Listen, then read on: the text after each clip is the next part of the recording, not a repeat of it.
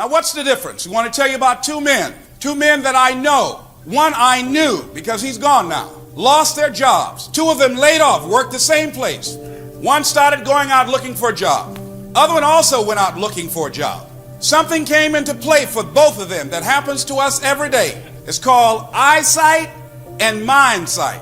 Eyesight is what you see in your life. Eyes tell you, look into the future. What is it you want? What is it you'd like to create for you? In order to begin to choose your future, one of the things you've got to do is you've got to release your past. You've got to release your history to create a new reality for yourself. Most people live out of their memory as opposed to their imagination. Einstein said the imagination is the preview of what's to come in your life. So most people don't use their imaginations. Most people don't dream anymore. Why? Because through the conditioning process of life, after so many rejections, see, you know what you can do. You know what you have done. And you also have seen what has been done by others in your environment and by others in your circumstances. Then you look at where you want to go. And what most people do, they do that which they feel they know that can work because they've already done it or they've seen it done. And so they allow their negative history to determine the possibilities for them. And so when they run into a roadblock, even if they have something beyond their comfort zone, when they run into a roadblock, something happens to them. Guy just finished writing about this in the book. He did extensive study, and he talked about your self-explanatory style. This is what happened to these two men. Both of them worked for the same company. They were laid off. They went out looking for jobs. They faced rejection after rejection after rejection. No, we don't have any work. No, we don't have any work. No, we don't have any work. One stopped going after around 25 turndowns. And he felt personally rejected. He internalized it. He stayed home. He became angry. He became bitter. He became cynical. He started looking at television every day. Then started having a beer and then another beer. And this guy just gave up. And his wife said, why don't you go and just try again? And he, look here, there are no jobs out there. And then he became argumentative and toxic. This other guy kept on working at trying to find a job, kept on looking, and was willing to do anything, odds and ends. He just kept on going. Other guy stopped, stayed home, started feeling sorry for himself, became angry, started telling anybody who would listen about his employer and how wrong they were, and started talking about how much money he lost, and that's all he knew how to do. And he became more and more depressed, more and more withdrawn, angrier and angrier and angrier. Then he started talking to other negative people just like himself, drowning himself in self-pity and sorrow and other toxic, do-nothing, hopeless people like himself. And pretty soon, one day he got up after several months, about 2 or 3 months, and drove his wife to work. Said, look, I'd like to use the car today. She said, why? She was kind of happy, thought he was going to start going out looking for a job again. He said, yes, I am. Drove his wife to work, dropped the kids off to school, came home, drove into the garage, closed the door, left the car running, and took his young 37-year-old life. His mind sight told him, your situation is hopeless. And the fact that his wife was working and supportive of him really didn't mean anything. He felt less than a man because he couldn't provide for his family. He looked at his situation and he felt like he couldn't get out. There's no hope for him. He kept on reading the newspapers and listening to the television and other negative people, and he felt there was no way out. Other guy, around 5 or 6 months later, guy who kept on facing those no's and rejections and whose explanatory style told him there must be a job somewhere, someplace out here with my name on it. He kept on and he found one. Two men faced with the same thing. Both of them saw the circumstances they were in exactly the same, but they interpreted and saw it differently. Your mind sight determines in many ways, in many cases, what you see as possible for you based upon what you've done and what you know has been done. And most people allow life to control them and their circumstances and people and events, just like the guy who took his life. As we begin to look at what we want, as we begin to look toward the future, here's what I'm saying and suggesting to you, that in order to begin to take charge of your life and to reshape your future, what's going to be crucial for you is to look toward the future, and every time you find yourself saying that you can't do something, putting yourself down, being negative about you and the possibilities for you, you've got to literally catch yourself. And you've got to affirm to yourself in the process, hey, no, I can make it.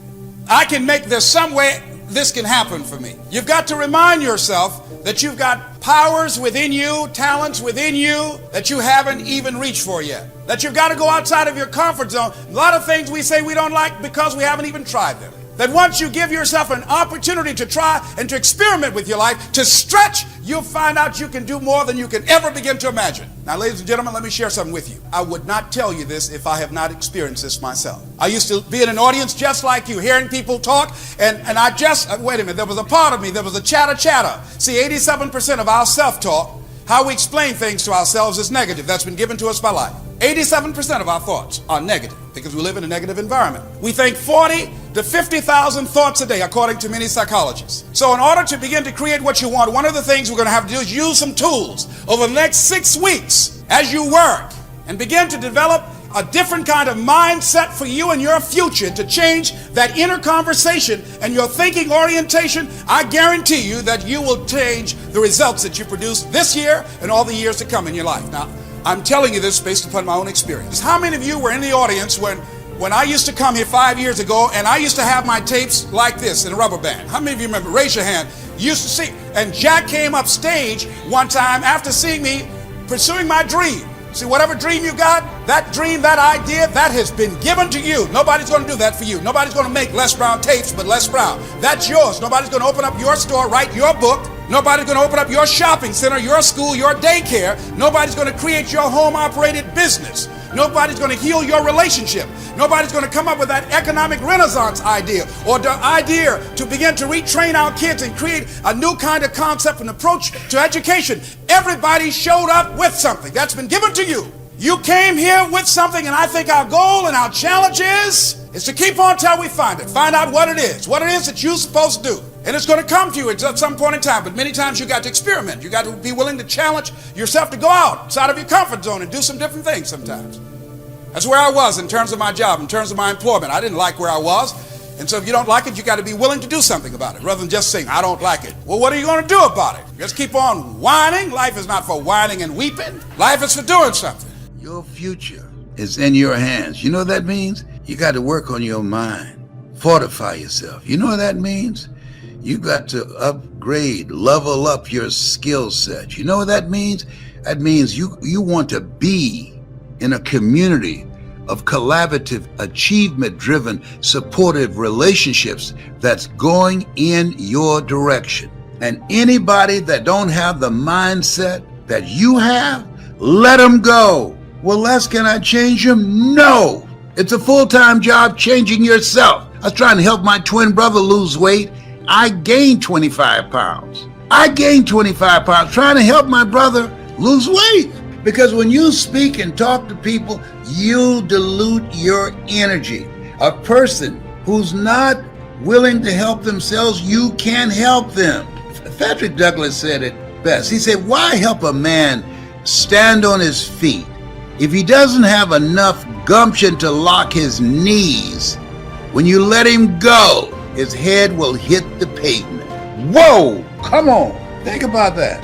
If you're ready for a change, if you got a book in you and say, I'm in, my compilation book is going to be called The Hungry Ones. I want your story, The Hungry Ones. And then I'm going to do a speaking summit with the hungry ones. I'm going to teach you how to tell your signature story, the hungry ones. I'm going to teach you how to make money with your story, the hungry ones. I'm going to teach you how to become a national and global voice. Yeah, how I did it. And it's easier now. It's like taking cake from a baby. It's easier because of this computer. 2007, the Time magazine said the computer was the person of the year. Why? Because you can create a global business with your phone or your computer. You can learn anything on here.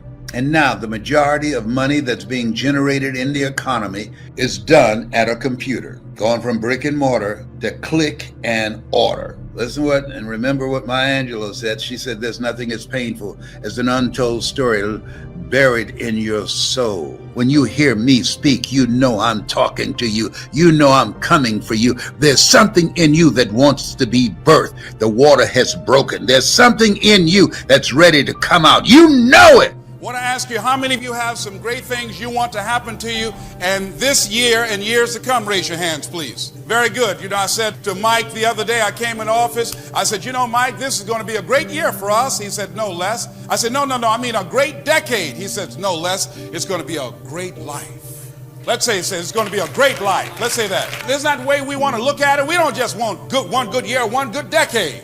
We want a great life. That's what we want. Now, what prevents us? How do we block ourselves from having that? There are several things that happen, ladies and gentlemen. Once you think about whatever it is that you have desired, whatever that you think that will give your life a sense of meaning and purpose and direction, whatever you think will give you a sense of fulfillment, I just want you to think about this. I want you to think about this year coming up, this year that we're now in. I want you to look at the future, and I want you to think about what is it that will enable us to do that, and why is it that most people don't? I've had some tremendous breakthroughs. Many of you were here when I first came, over 5 years ago, pursuing a dream, working on creating and building and choosing a different kind of future. And it's always intrigued me what prevents most people from doing that. And when I first became intrigued at it and with it, it was at a point in my time when I was not where I wanted to be. I just felt at where I was at that point in time, it had to be more. I was working at a job, wasn't going anywhere, I wasn't happy, and I wasn't making any money. Around payday, I would get angry. Now, you seem like you would get happy when it's time for you to get paid. But when I said, thank God it's Friday, it wasn't because I felt good about getting paid. Because I knew before I even got that check, that money was already gone. It was already allocated. So I felt like I wasn't working for anything.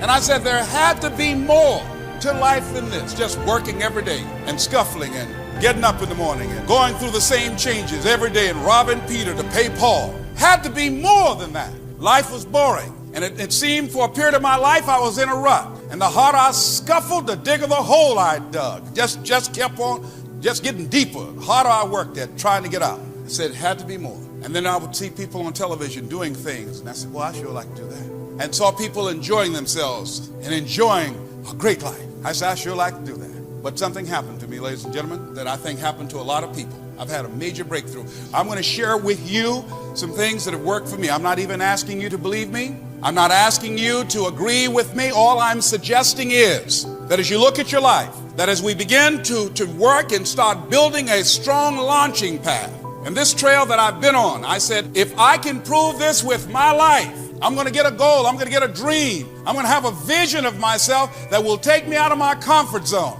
Something that, as you look at it, somebody might say, that's impossible. You can't do that. But something that I like. I'm going to find me something that turns me on. See, at that point in time, I had not found my reason for being. I had not found the purpose of my life. And I had a very insecure feeling about myself. I didn't feel good about me. I didn't have the confidence that I wanted.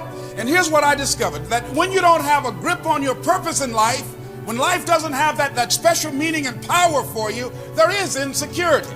But once you find your purpose, once you know why you showed up, and I believe all of us showed up to do something. Everybody here, you showed up to do something. There's something that's going to be done by you and nobody else. That's what you showed up to do. And if you don't do it, we all will be deprived. All achievement, ladies and gentlemen, comes out of the human mind. Everything, constructive or destructive, comes out of the human mind. I'm just asking you to experiment with me. Watch the results in your life. This is what I've used. I've produced some incredible results in my life. Okay, Mastermind Goal Achievers Journal. You can get it in the bookstore. Here's what you do. Once you go to that page there dealing with goals, all right? You write your goal down. Now, if you don't know what your goal is right now, don't worry. Just make something up and write that down. You got to have something you're aiming at.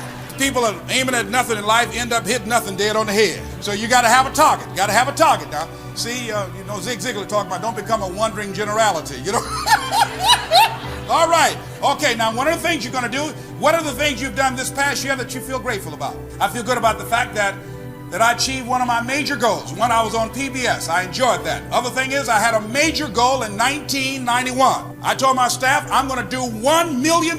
We did $1,020,000 in 1991. Ladies and gentlemen, let me tell you something. Take my word for it. Man who said that money is the root of all evil just flat out didn't have any. It's a good feeling to start off a year not owing anybody. That's a good feeling. That's a good feeling inside. Now, if somebody told you that money's not good for you, just tell them, that's all right. Give me what you got. I feel good that my cholesterol level was at 245, is now down to 185. I'm managing my food choices. Instead of eating 3 packs of M&M's a day, I just down, I'm kind of kicking. I got a M&M support group. I'm down to half a pack a day. All right. You got to have these little goals. I feel very good about that. All right. I feel good about the fact that I told myself I couldn't manage a business because I never had any business classes. I'm now managing my own business. So I'm having some fun. So what do? You want to begin, look at what your goals are. Write your goals down. Then you got a personal inventory here. You write down what it is you want to achieve, also the goals and things you want to do in your book. One of my goals was to improve my relationship with my children, to manage my time more effectively, to spend time with them. As a divorced father, I live in Detroit, Michigan. My children live in Columbus, Ohio. So I had to manage my time, flying back and forth, flying them in to me, but scheduling and making that important of spending time with my children. It's easy to send them to check, something else to put them in my life and allow them to be able to have the influence of my personality and my presence. So that's one of the goals I had. One of the goals I had was that all my life, my brother and I have always had arguments. We had an adversarial relationship, my brother and my sister. One of my goals was that I was going to improve my relationship with my brother, that I love him, and the fact that he used to tease me and all the things that he did to me and I did to him didn't matter anymore. That the love that we had for each other was far more important. It just didn't matter. I just decided that I wasn't going to allow whatever he said about me to get me upset anymore. See, people that lose out in life allow themselves to be controlled by life, by people, and circumstances. So that was one of my goals, to improve my relationship with him, to have a loving relationship. I've never been able, for the 46 years I've been on the planet, to be around my brother for more than 20 minutes without an argument or a fight. We had a fight at his wedding. Am I right, Wesley? I didn't speak to my brother for 2 years. We couldn't be around each other. Now, we've been together, and you're working in the company, and I give you money and everything, and we love each other, don't we? Have we had any arguments? None whatsoever. So what am I doing? You got to proactively prepare to catch yourselves. When you find yourself getting negative with people that you have allowed to push your buttons, when you find yourself becoming negative about what's happening to you and the circumstances that you're involved in. Now, here's something else. Whatever you're doing, I want you to go all out. Decide to position your life, to give more in life. Why? Because when you give more, the more energy you give, the more activity that you become involved in and making a difference in life, the more that life can express through you, can write through you, can move through you, can create through you, can do things through you to change the lives of children through you. See, you are an outlet for all that life has. And as you change your mindset, as you begin to know, hey, wait a minute, I've got something to give. I showed up with something. I'm here. I have some value. I am approved. My life is good as it is. And I can make a difference. That's very important as you begin to look toward the future and view yourself as a channel for life to express through. You don't have no time to mess around. You got to concentrate your thoughts. See, we thinking those thoughts all day, every day. You got to focus those thinking. Those thoughts have power. Ooh, they have power. But you got to harness it. You got to, I don't tell you 2 steps, but there are going to be several, but it's 2 big ones. Here's one, is that whatever you want, you got to focus your thinking. You own it, zero in on it, think about it, focus your thoughts. Now, as you do that, you're growing in consciousness, and that will increase your manifesting power. Some things will happen quickly, some things take longer, but after a while, remember, some of y'all know, 5 years ago, I couldn't do what I'm doing right now. I couldn't draw these numbers right now. But as I've grown in consciousness, so has been my capacity to manifest larger audiences and the results that I want to produce in my life. But I concentrated. What are some of the tools you use? Now, some of us know what our purpose is, and most of us don't consciously, but subconsciously, you know what it is.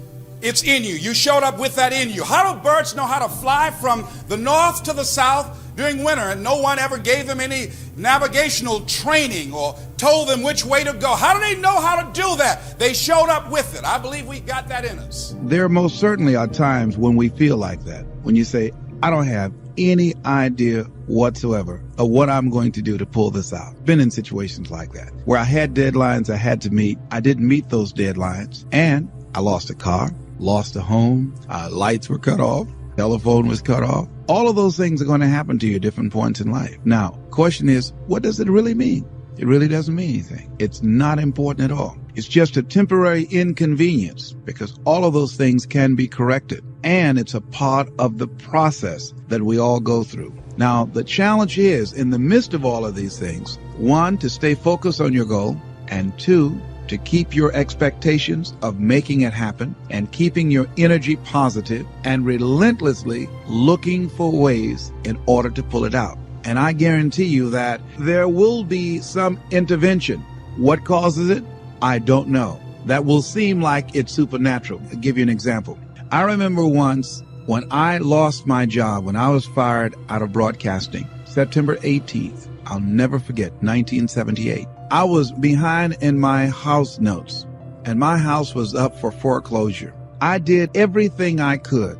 I had borrowed as much money as I could borrow. I had talked to family members and friends. I did everything I could, and I couldn't get enough money, being unemployed for several months, applying for job after job after job, and couldn't get a job. I couldn't get enough money to save the house, but I never felt, and this is very important, the feeling that I had, never felt that I was going to lose that house. I wanted that house. And so what I did was very uncanny. I released it. I did the best that I could. And at that time, with the limited money that I did have, I decided to take a trip spend time in the sun with my children. We caught a Greyhound bus from Columbus, Ohio, and we went to Florida. By the time I arrived on the day that the bank was to foreclose at 12 noon on the house, I got a call from one of my former assistants who went by the house and called me and said, "Les, it's an emergency. Call Columbus right away." I did, and Carolyn Sloan said, "Les, you won't believe this. You have a check from the Internal Revenue Service on your income tax." And it was enough to pay the house notes, and I had money over. I never received a refund prior to that time or since that time, and I did not lose the house. So there are things that we don't know or understand, but we do know that if we do certain things, that things begin to happen that's in our favor, that shows that the universe is on our side. Everything that we're seeking, I believe that if we begin to align our thoughts, don't try 2 or 3 things or 15 or 20 things, but 100 things, 500 things if necessary, 10,000 things as Edison did if necessary, until we find a way out. Many of us, we eliminate many possibilities for ourselves because we really don't do all we can do. I think A.L. Williams was right when he said, all we can do is all we can do, and all we can do is enough. And I think, honestly speaking, even judging from myself, and I think that my commitment is stronger than most people. But if I had to literally measure what I put forth in my dream, I would say that I might have given about 18 to 20% of what I'm really capable of. As high in consciousness as I believe that I am, comparatively speaking, where I used to be, I'm still nowhere near reaching 50% of the commitment that I can make to accelerate the growth and the development of my dream and the manifestation of the things that I know within myself that I'm capable of producing. So our biggest challenge is beginning to look at within ourselves to remove those energy blocks, because if we are not producing the income that we want, let us not look outside of ourselves, but look within ourselves to find out, how am I blocking me? Am I really giving it all that I have? Am I really being as creative as I can be? Am I really unstoppable? Am I as relentless as I can be? Am I exhausting every means possible? Am I turning up every rock to find what it is that I'm looking for? That what resides between our ears, when we're thinking about how do I come up with $500, $1,200, or $2,000, is the same gray matter that resides between the ears of a Ross Perot or Donald Trump when his bankers say, you've got 30. How is it that one man or woman can do it and do 1,000,000 times more than these other people, and the other ones don't? It has to be consciousness. It has to be, and when we talk about consciousness, we're talking about a collection of our thoughts, our feelings, and our emotions and experiences used as an active force to produce in our lives that which we want to produce. Because everything that exists in life, the microphones that we're speaking in, the shoes that we have on our feet, the chairs that we're sitting in, the clothes that we're wearing, the homes that we live in, the cars that we drive, all of that came out of our consciousness. That all came out of the invisible into the visible. And man was the vehicle, the outlet to produce that. Wherever we are stopped in our dream, we stop at a place called willingness. Anybody that's fallen short of their goals, they ran into something that they were not willing to handle. Because in order to reach your dream, in order to make things happen, there must be a willingness to do what is required. If the need is to raise $2,000, and let's say you have a set of tapes for $40, are you willing to make 200 calls a day? Are you willing to stand on a corner and talk to people and say, listen, I've got a set of tapes here that can change your life? Are you willing to make the commitment that you will not go to sleep until you sell at least 10 tapes a day? Are you willing to say, if it takes me 12 hours walking and talking to people all day long until I find 10 people that will say yes, if I have to talk to 200 people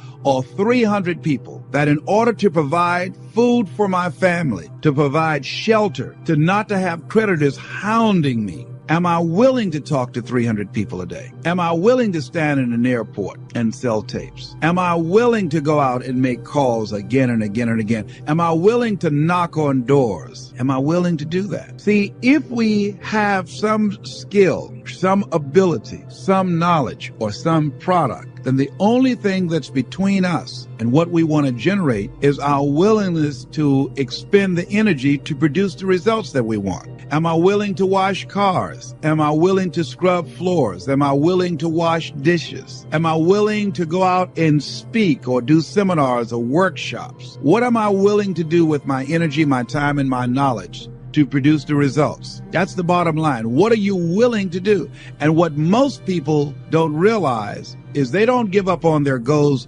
because it becomes insurmountable or it's impossible. Is that they just looked at what they wanted and they just decided within themselves, consciously or unconsciously, I'm not willing to produce this result. Are you willing to say that I need $2,000 between now and next week, and come hell or high water, I will produce that? That's the bottom line. Because the only thing that counts in life are results, not reasons of why you didn't do it, but results. That's the only thing that counts. And we are capable of producing results. That's it. That's the bottom line. Are you willing to honor your commitment to do that? What are you willing to do? How many floors are you willing to mop? How many shoes are you willing to shine? How many phone calls are you willing to make? How many sales are you willing to make? How many jobs are you willing to hold? How much service are you willing to provide? That most people don't keep their commitments. They are not willing to be a no matter what person.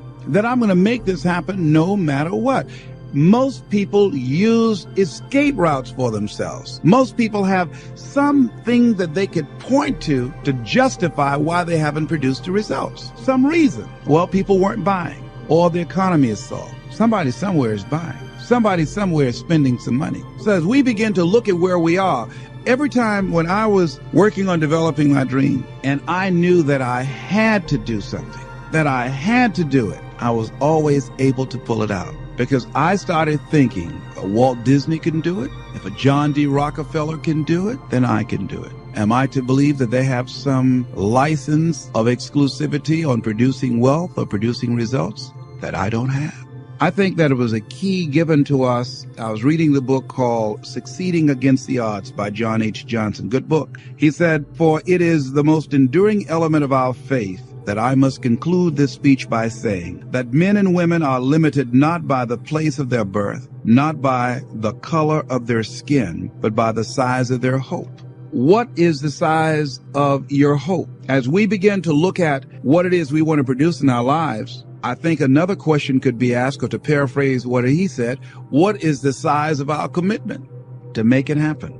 See, when you ask people to become a no matter what person, something inside of them begins to tremble because of the fact that we aren't accustomed to saying, I'm going to make this happen. Most people won't do that. Won't take that kind of stand and saying, I'm going to make this happen no matter what. Most people won't do that. That takes energy.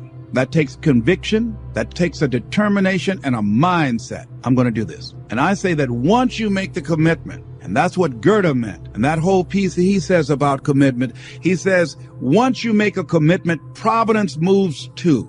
All kinds of things happen that never would have happened. A whole stream of things happen that you could never anticipate it. I know that. And I think that Longfellow was right, who said, if you go to the gate and you knock loud enough and long enough, somebody's going to answer. I was in Poland, and I had a chance to meet a young man who'd never seen me in person, but he heard my voice. He was going through some tough times. He'd lost his mother, and he decided to bring me to Poland. He heard my voice, and it changed his life at a time that he was struggling, dealing with the passing of his mother, and he just lost connection with himself. And I just thought about what an honor it was to be able to reach him. And one of the things as I reflect on my life, I believe that we're all here for a reason, that we're all here for a purpose. As a 17-year cancer conqueror, I know that I have been given grace so that I can do something amazing with my life. I want to thank you for your support, for your prayers, and you have a voice. You have a story. And I say that it's on you to do something with your voice. It's on you to take responsibility, to use your story, to change people's lives. And there are people around the world who are waiting to hear you. I'm reminded of something Dr. Howard Thurman, who was a mentor to Dr. Martin Luther King Jr. and Albert Schweitzer and Mahatma Gandhi. He said, there's something in each and every one of you that waits and listens to the voice of the genuine in yourself. It will be perhaps the only guide and voice you will ever have. And if you cannot hear it, all of your life, your days will be spent on the ends of strings that somebody else pulls. And I say to you that the reason that you're listening to me right now is that you decided that you have a voice, that you have a story. There's something that you want to do with your voice and your story and your life. You have a dream to pull your own strings, to control your own destiny. You know, Helen Keller said life is either a daring adventure or it's boring. And you've decided, I want to make my life a daring adventure. How bad do you want it? How hungry are you? I see life waltzing with me, saying, you want a tango? Come on. You want this? You willing to run over here? Come on. Are you willing to climb this mountain here? Come on. Are you willing to hold your breath and try and swim down to this level? Come on. I see it as a challenge that introduces me to myself. And so we all have to look at life like that. It's a little game, I think. Yes. I'm saying they can give you the word. Now, you got a choice to accept the word or reject the word. See, there are diseases that people say are incurable. And they say they're incurable because records show or statistics indicate that 95% of the people that get this disease die. And I say that if 5% live, then the disease is not incurable. 5 people walked away. Now we need to look at those 5 and find out what was going on there. What happened? And I think that those 5 said, hey, I'm not ready to go. I've got some more living to do. I've got something else to do. And that they harness their feelings. They harness that healing energy that is within themselves, knowingly or unknowingly. They cause them to extend their lives. So what we've got to begin to do is only embrace those things that's for our highest good, that no one has the right to determine or has the knowledge to say how long we're going to be here, and that we can choose to surrender or we can choose to take a stand and fight. And there are a lot of people who fight who are still here. There are people who fight and who go. But at least they go out fighting. They didn't just surrender. They didn't just throw in the towel on themselves. And I'm saying there is something in us. There's a power and an energy that's in us that we owe it to ourselves to take on anything. Dis-ease in the body, poverty, opposition, whatever is between that and which we desire and we feel that will give us a full and rich life. We should fight for it. And you've just got to decide that my life is worth this kind of effort and fight with everything in you, night and day, with every breath that you have. Most people don't have that kind of fighting spirit. Most people expend more energy watching a football game or a basketball game or some type of sporting event than they will give to their dream. They'll spend more time talking about what happened on television and some soap opera or some spectacular entertainment event stress-relieving activity than focusing on the possibilities for their own lives. They don't get that excited about themselves and their own potential for greatness. And I'm saying that we need to begin to start focusing in on ourselves and using our energies to move us from where we are in the direction of where we want to go. Overcoming the automatic mind that our experiences, our past results have told us, our current reality. Beginning to know that this is not it, that we are always involved in either creating reality or buying into the reality that we see. So if we begin to learn how not to judge according to appearances, as we begin to, with everything in us, tenaciously to pull down the strongholds on our minds and do maintenance work to make sure that those negative thoughts and that automatic mind doesn't creep in on us again, so we're worrying about or beginning to only focus on and see the obstacles and the limitations as opposed to the solutions of the possibilities. As we work on ourselves constantly, what we will find is that we become at one or in alignment with the universe, and we are able to produce what appear to be miracles to most people, but it's only a perfect outworking of the law when we are working in harmony with the universe.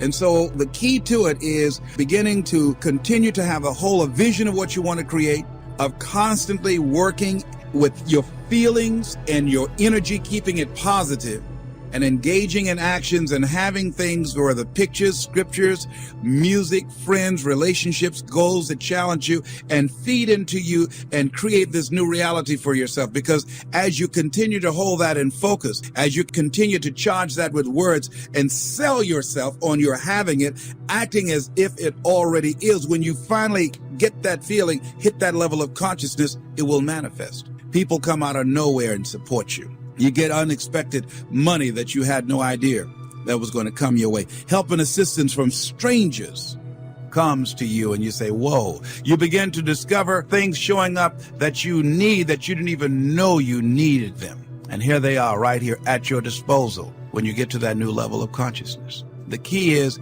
the people that I have read, the Thomas Edisons, the John H. Johnsons, the Dr. Norman Vincent Peales, the great inventors, the George Washington Carvers, the Dr. Benjamin Mazes. These people had dogged determination. They knew it, they saw it, they felt it, they experienced it. There was a consciousness about them. And I think one of the greatest manifestations of that in our time, I would say Nelson Mandela. That why is it that so many people who took the stand he took died and he didn't?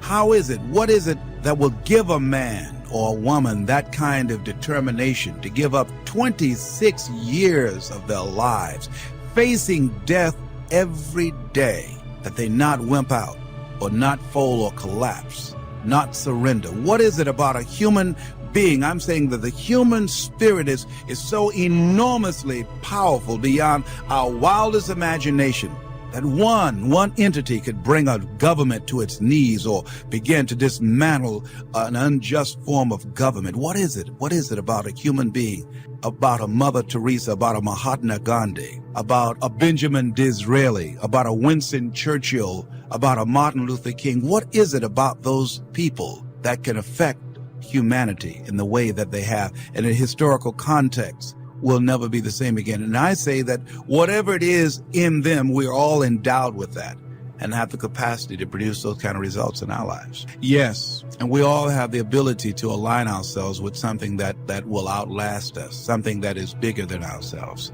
and energize and propel us to new levels of consciousness. That's right. And to know that whatever happens to us, we're better than that. That not to judge ourselves based upon the results that we're producing right now and based upon our circumstances. Our circumstances do not determine us. Even the results, they're only a reflection of what we've become. And we can always have more and do more because we can always become more. So once again, going back to the drawing board, working on ourselves. Not even looking at the problem, not even focusing on the circumstances, but just working within, knowing that as I go within, as I read, as I meditate, as I begin to contemplate and become at one with this force that is within me, that this too shall pass away. It has not come to stay. And it reminds me I must prove it every day. But if you can begin not to focus on and accept your current reality as what's it for you, beginning to know that you are involved in creating reality, And that breakthrough, the level of energy, the kind of thinking, the kind of person you must be in order to produce those results, that you're getting out of step with the common thinking of all mankind. You're marching to the beat of a different drummer. That can be lonely, and that can feel awkward and strange and weird,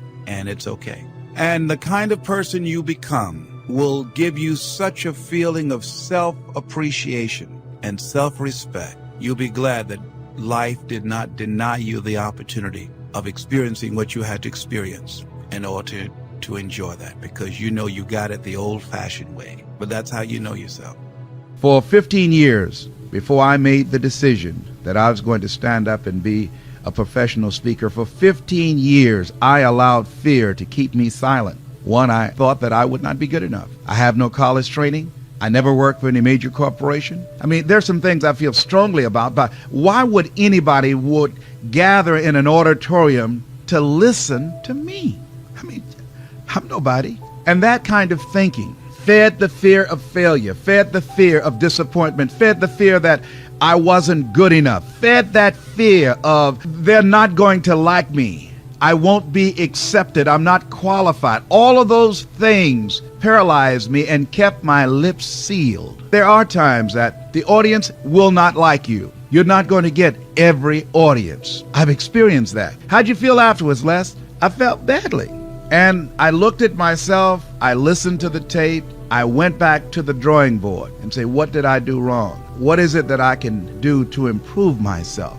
And I worked on it. I've been intimidated by other speakers. I've been on programs where the speaker before me was so good and got such an incredible response from the audience, a standing ovation. I said, oh my God, I really don't want to come up behind that speaker. I had a program I'll never forget. A young man had to speak before me, and he was so powerful, and I was the guest speaker, but he was a young kid that had been invited to speak there at this special program honoring Dr. Martin Luther King, and he did the I Have a Dream speech, and I've heard a lot of people try to do it, but on that day, he did that speech with the power, with the magic, and mesmerized the audience to such an extent. When the pandemonium died down, everybody was walking out and they said, Les Brown is supposed to speak. And I pretended to have an attitude. I said, don't worry about it, and walked out. I was relieved. I said, oh God, thank you. I couldn't wait to get into my car. I mean, that's going to happen. They're going to be speakers better than you. Learn from them. He and I became friends, and I brought him on other programs, and I learned from him, a young man much younger than I am. There are times when you're not going to be able to connect with the audience, that you're going to be off. Your memory will fail you. You're going to do some things that will embarrass you. I spoke at the National Speakers Association and stepped forward and called Cavett Robert Dick Cavett. And I didn't even realize it at the time until the second time that I did it, to make a point, incorporating a name in my presentation, and I had to keep going. I could not back up. And later people talked about me and made jokes about it, and I was embarrassed. I was hurt, and I came back. That's going to happen to you. You're going to make some mistakes. But you know, my good friend Ed Foreman has something that he anchors his life on, I think all of us can learn from. He said, anything that's worth doing is worth doing badly. And I've used it so much, I've just taken it for myself. Anything that's worth doing is worth doing right if you know how to do it right. But even if you don't know how to do it right, it's worth doing badly again and again and again until you get it right. So this fear of making a mistake, you're going to make some mistakes. You're not going to be perfect. This fear of they're not going to like me, that's right. There's some people that aren't going to like you. There are people that are going to talk about you, that are going to criticize you.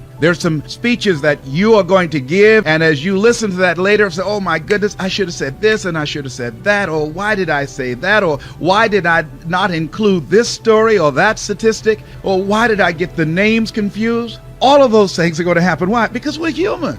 We're human. Every time I speak, I experience that fear. I get it off in a variety of ways. Part of it is I listen to tapes before I go in to speak. Part of it is I prepare myself to know that subject like the back of my hand. Part of it is I go out and I talk to the audience and I shake people's hands and I engage in small conversation to relax myself. Part of it is I visualize and I see myself successfully giving the speech and receiving a standing ovation and people loving me and accepting me and embracing me, and see myself confidently doing what it is that I want to do with that audience. The more you do it, the stronger you will become, and that fear will drive you as it drives me. I'm nervous all the time. I can't sit down and relax. I sometimes go to a banquet table and can't eat because I'm so nervous. I'm so excited. I never ever get so relaxed that I don't experience the nervousness. So I'm saying to you, don't worry about the fear. You can handle it. You're God's miracle child. I talked to a man who's going through our training. When he was a baby, he fell. He got through the rails where they were living in an apartment from the 3rd floor. And doctors said he was going to die. He didn't have long to be here. And his mother, rather than just let him be on life support, gathered him up and said, I want to take my baby home. And he's still here, motivating people. He couldn't hear because of the injuries. Blind, couldn't talk, fell 3 stories. And now he said, I want people to know they're a miracle because I'm a miracle. He went through some stuff. Boy, when he told that story last night, you could hear a pin drop as I was working with him on his story. He said, I've been searching for you, Mr. Brown, for a long time, for 10 years. I've been searching for you to have this moment that we're having right now, to be able to talk to you through my computer. It finally happened. I've been looking forward to this moment, sir. I said, sir, I feel honored to be in your presence. You are God's miracle child. You fell 3 stories as a baby with the power of prayer and a mother's love. Give me my child. You determine the diagnosis, but God determines the prognosis. Give me my child. Gathered him up, disconnected those tubes, and carried a miracle out into the parking lot to get in the car to take home. Look at God. You've had some experiences. You've had some experiences that God has done for you, through you, as you, and you knew it was not you. I give him the praise. I give him the credit. Some of you, this is a breakthrough moment as you're listening to me right now. It's a breakthrough moment. You can hear me in your heart. It's stirring something up now. Now you know this is not it for you. You know when you look at me, when you look at my eyes, you know that you got to be hungry. That hunger brings out a fierceness in you that refuses to be denied, that it's possible, that it's necessary, that it's you, that you take personal responsibility for where you are. And it's hard. And you can do hard. You can do hard. I want you to think about the goals that you want to achieve, and I really want to challenge you to make up your mind that you're going to make that happen for yourself. And I hope that it's some goal that really resonates with who you are. When I was a little boy, my goal was to just buy groceries for our family. My mother worked on Miami Beach. She was a domestic worker. And my goal was to really be able to go to the grocery store and purchase groceries ourselves. The families knew that my mother had adopted 7 children. And so they said, Mamie, whatever food is left over after we eat, you can take that home to the children. They were very kind, very, very considerate people. My mother, who when she worked on Miami Beach, the people were very kind. I was appreciative of their generosity. But as a little boy, I said, Mama, one day, when I become a big boy, I'm going to be able to buy groceries for us. My goal as a little boy was to buy clothes for my brothers and sisters. We wore the hand-me-down clothes of the children that Mama babysat for when she went over in Miami Beach. And if the clothes were too small, she would let them out. And if they were too large, Mama could sew and take them up. And I'll never forget David. His father was very wealthy. Mama worked for him, but David was my buddy. His father gave him 2 gifts for his birthday. Gave him a brand new boat, but he also gave him some motivational tapes. Earl Nightingale, I'll never forget. So he said, David, man, let me tell you something. When I die, you're going to get everything. I want you to listen to these tapes. And when his father left the room, David threw those tapes in the wastebasket. I said, David, could I have those tapes? He said, yes. I said, man, your father said, if you listen to these, you can get more and do more than what he's done. He said, hey, look, I'm going to get everything anyhow. Go ahead, take them. I told my children, I'm not leaving them anything. If I had a quarter and thought I was going to die, I'll swallow it. It's not what you leave for your children, it's what you leave in them. I look at you, I say, you have greatness within you.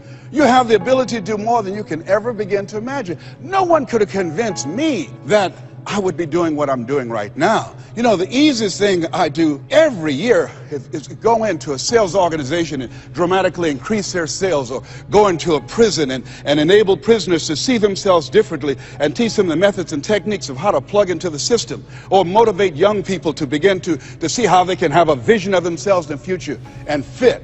That's the easiest thing I do, or train a speaker to help them to leverage their experience as a speaker and say, look, speaking is a projection of who you are, not who you think you ought to be, and come with power from a platform. That's the easiest thing I've ever done. Let me share with you the most difficult thing I've ever done.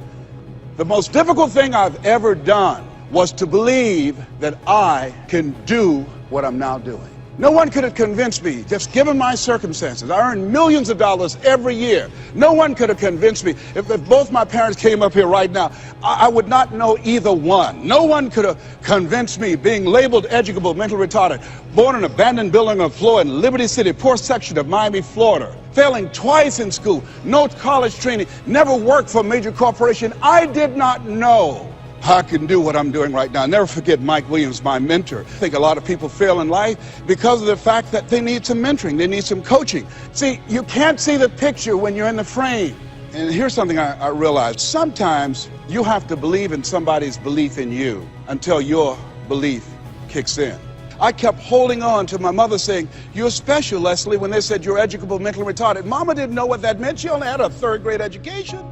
So she said, he'll be all right, he'll be fine. But she said, you're special, baby. You are special. And they kept saying that over and over again. Faith comes by hearing and hearing and hearing. As you think about your goals and your dream, it's possible together. See, most people never achieve their goals because most people suffer from possibility blindness. They look around trying to think about the things that they don't have. Robert Roots, a young man who wrote a book about success principles of the 3 little pigs, he said, it's not what you don't have, is what you think you need that keeps you from being successful or happy in life. It's not what you don't have. See, I was focused on what I didn't have. Don't have a college degree, don't have any credentials, never worked for a major corporation. I was focused on the negative things. It said, negative things are the things that you see when you're not focused on your goal. What do you come with? What is it that you have within you that you showed up to bring? Hey, Les, you don't know, but my dream is a long shot. A friend of mine, Dexter Yeager, said when the dream is big enough, the odds don't matter.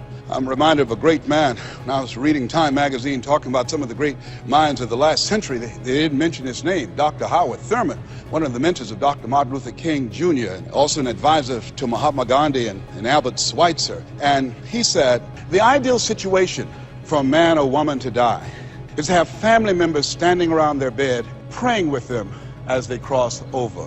But imagine, if you will, being on your deathbed and standing around your bed, the dreams given to you by life, the ideas that you never acted on, the talents, the gifts, the abilities that you never used. And there they are, standing around your bed, looking at you with large, angry eyes, saying, we came to you, and only you could have given us life. And now we must die with you forever. And the question is, if you died this very moment, what will die with you? What dreams, what ideas, what talents, what leadership potential, what greatness that you showed up to bring, that you allowed fear or procrastination to hold you back? Perhaps that's why Henry David Thoreau wrote the words, oh God, to reach the point of death, only to realize that you've never lived, only to realize that you've never scraped the surface of your potential. You survived 1 out of 40 million sperms. You will never have those odds again. You beat those odds, you can win anything. Failure. I will fail my way to success. See, 8 out of 10 millionaires have been financially bankrupt. 85% of people allow their fear of failure to outweigh their desire to succeed. And I believe that the reason that most people go so far in life and stop, Maya Angelou said it best. She wrote a poem, she said that most people go so far in life and then they park. They pull off the highway of life especially when they get some hits, especially when they've been rejected, especially if they have an illness, especially if they lose something, they pop. And I take it further. They don't even turn on their emergency lights. It's not because they are broken down. They don't want anybody to stop and say, hey, look here, I've got some jumping cables in my trunk. You need a jump? Hey, look here, there's a service station ahead about 3 or 4 miles. I have a can. I can take you up there and get some gasoline. Oh, no, I'm just fine. I had a talk show once, and highest rated, fastest canceled talk show in the history of television. And I was excited. You know, when time I came into television years ago, television was based upon conflict and controversy. So I said, I want a solution-oriented talk show. First concept of that kind. High ratings. And the syndicators say, you just got lucky. Come on, let's do these other type of shows. You can be Jerry Springer. Oh, no, that's not why I came here. No, I believe that we live in the greatest country. I'm not going to come here and sell out on who I am. I'm not going to compromise. I'm not going to lower my standards for you. No, that's not why I showed up. And so they fired me. Security walked him out. I said, I can walk by myself. But let me tell you what happened. I took a hit. And I parked. It wasn't that I didn't have the ability to do more. My concept was good. But what happened when I took the hit, when they canceled the show, I canceled myself. When they said the show is going to be taken off television, it won't work, I told myself, Les, you can't succeed in television. And I parked. You know what I did? I went back to my comfort zone. As a motivational speaker, I'm doing better than most people. That's nothing to compare yourself and then make yourself feel better. No, I parked. I didn't have my emergency lights on. I didn't want to show up on the radar. I parked. You know how long I parked? I parked for 10 years. Do you hear me? Now, unlike Regis Philbin, when his shows were canceled, he kept going. He kept going. He kept going. And he got other shows. I bet you somebody gave him a push. Somebody said, hey, you need a lift. I didn't even make that an option for me. I got off the highway, I went back to my comfort zone, and I parked. The show failed, and I identified myself as a failure. One day, just flipping the channels, looking at PBS, and saw Wayne Dyer, my friend Wayne Dyer. We're both in our 60s. Wayne is still doing it. I said, hey, I've got some more stuff in me. I've got another PBS special in me. I've got some other ideas. You know, Oprah and Phil, they're doing my stuff. Maybe I need to come back out here. And I went back and started calling PBS and different people. They said, Les, what happened to you? I said, I didn't know whether or not anybody would be interested in me because the show was canceled. No, you had some good ideas. And when they said, yeah, we would love to do a show with you. I went into the studio and people that worked with 10 years ago, they were still there. And I said, guys, you know, do you guys still have it? I said, we have it. Do you have it? I said, I think so. And I did the show, and I wasn't as good as I was 10 years ago. It's taking me some time to get my strength back, to find my power, to get my confidence back. But at least I'm back out there in the game, determined to dry empty. So I say to you, see, I only attract millionaires or millionaires in training. You have something special. You have greatness within you. And the only reason you're here, you are my assignment. You can feel me. Some of you feel me right here in your heart of hearts. And my goal is to get past your mind and into your heart. So it's necessary that you have the mindset that I can do this. You've got to begin to believe and to fortify that belief and feed that belief by listening to tapes, going to seminars and workshops, by challenging yourself, by stretching yourself. It was Osborne who said, unless you attempt to do something beyond that which you've already mastered, you will never grow. And as you begin to challenge yourself, you'll discover some things about yourself that you don't know right now. The other thing is you begin to look at yourself, look at your dreams, and begin to experiment and stepping into your greatness. One of the things that's very important, whatever goals and dreams that you have, make your move before you're ready. Make your move before you're ready. We're instructed in life to walk by faith and not by sight. See, you want to really begin to stretch yourself. You want to become a risk taker. You want to raise the bar on yourself. Most people won't do that. See, most people engage in low life living, low risk living. If you're not willing to risk, you cannot grow. And if you cannot grow, you cannot become your best. And if you cannot become your best, you can't be happy. And if you can't be happy, then what else is there? I like what Helen Keller said, life is short and unpredictable. Eat the dessert first. And so you want to begin to take some chances. You want to begin to challenge yourself and make it okay to fail and learn from your failures. Don't allow fear of failure and the allure, the attractiveness of playing it safe in life to draw you in. You can't get out of life alive. You got to die to leave here. Other thing is you look at yourself, look at your dreams, detoxify your life. Write that down. See, I think that most people never achieve their true goals in life because they're surrounded with too many toxic, negative, energy-draining people. You've got to look at the people in your life and ask yourself the question, what is this relationship doing to me? How is it impacting my life? Am I a better person? Sidney Poitier wrote a book called The Measure of a Man. And it's powerful, but I encourage you to get the tapes. I love his voice, and he said something in there. He said, when you go for a walk with someone, something happens unconsciously. It's not spoken. Either you adjust to their pace or they adjust to your pace. Whose pace have you adjusted to? My daughter, Ona Brown, who's a speaker and coach, she says, call forth your team, but make sure these are people that you can learn from. I never forget, I'm on a special board with a Bishop T.D. Jakes, and we went into a board meeting. He looked at everybody before opening the meeting. He said, as soon as I know as much as you do, you're fired. And with that, the meeting is now open. Everybody continued to learn on that board. Trust me on that. A friend of mine, he said, if you're the smartest one in your group, you need to get a new group. So as you look at yourself and look into the future, call forth your team. George Fraser says your network determines your net worth. Who do you allow to be in your ear? What kind of relationships are you developing? Are they an asset to you or they are a liability?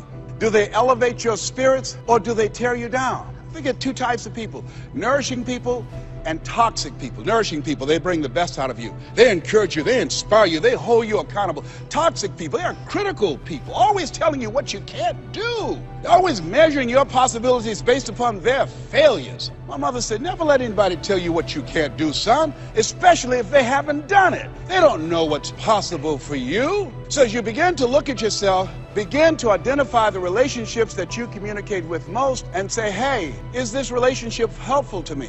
And then think about some people that you need to bring into your life that you can learn from, that you can grow from. I joined the National Speakers Association when I decided that I wanted to speak. I wanted to be around the people that were doing what I wanted to do. I'll never forget when I saw Dr. Norman Vincent Peale. He said, you have something special. You have greatness within you, and you can do more than you can ever begin to imagine. And here I am. And the audience said, oh my goodness. I'd read The Power of Positive Thinking 17 times, my hero. And I saw him backstage and I said, Dr. Peale, hi, my name is Les Brown. I've listened to your tapes and I've read your books. They gave them to us in special education, sir. And one day I would love to be on stage with you. And he looked at me and said, it's possible, young man. It's possible. But this man, when he spoke, he gave me goose pimples.